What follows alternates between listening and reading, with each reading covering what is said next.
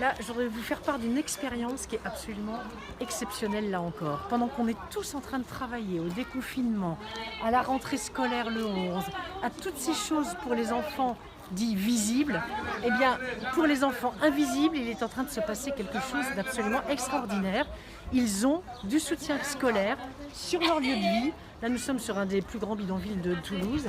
Et bien, sur ce lieu-là, on a réussi à faire entrer les devoirs grâce aux professeurs qui les suivent par téléphone de temps en temps et surtout grâce à un vivier de bénévoles étudiants, des jeunes étudiants en médecine et qui, dans ce cabanon et avec toutes les règles sanitaires, eh bien font cours, pas du tout, font aide aux devoirs à des enfants qui sont morts de faim en termes d'éducation, morts de faim.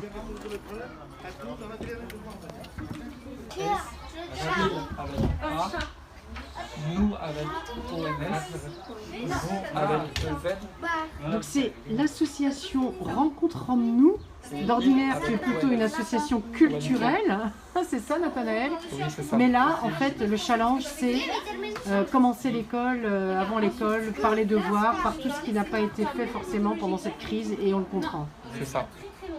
Là, le but, c'est vraiment de maintenir le lien avec l'école et de redonner l'appétence pour qu'ils retournent à l'école à partir du 11 mai. Et on constate qu'il y a vraiment un appétit pour l'école. Donc, on arrive à brasser tous les enfants du terrain. Donc ça, c'est vraiment la bonne nouvelle. Et on prend toutes les précautions parce que c'est aussi ça le plus important dans le contexte actuel, pour que chacun puisse avoir un soutien scolaire et dans les conditions sanitaires optimales. Oui. Yeah. Elle s'est cassée. C'est un piano. Voilà, le son est d'un piano. Oui. Oui. Voilà, je suis d'ici, je les connais depuis une dizaine d'années et du coup c'est un lien qui se fait plus facilement en fait que d'arriver comme ça et de rentrer en fait. Et moi en fait je la grignoterai parce que je peux permettre de faire rentrer des gens qui sont de l'extérieur, par exemple de l'école, tout ça, et de faire un lien aussi entre l'école et ici. Toi, qu'est-ce qui te plaît? Pourquoi tu viens ici? C'est pour redémarrer l'école un peu avant l'heure? C'est pour faire tes devoirs? Qu'est-ce qui te plaît tant de venir ici? Je travaille Ouais. et je travaille en voie de l'école. Donc Mélénas, il est grec, comme on a vu pour Ulysse, et il est le roi de Sparte. Sirène. Et Sparte, c'est une ville grecque. Et vous êtes étudiant Ok. en médecine alors? Donc nous, on est en dentaire. Oui. On est en étudiant en santé.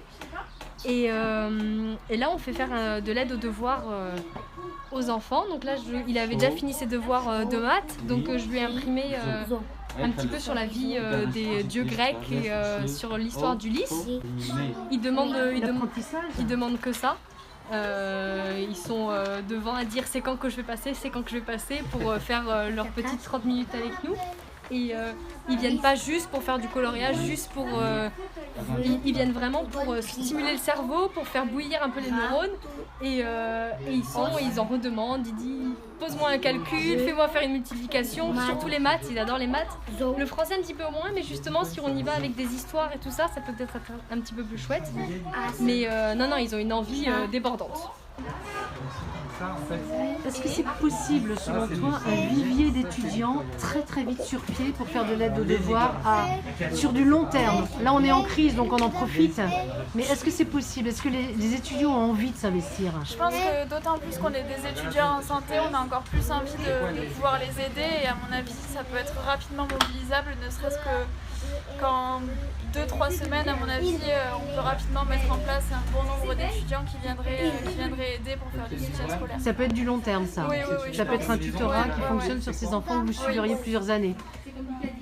Oui, ça c'est le et. Oui, mais là aussi c'est honte. Oui.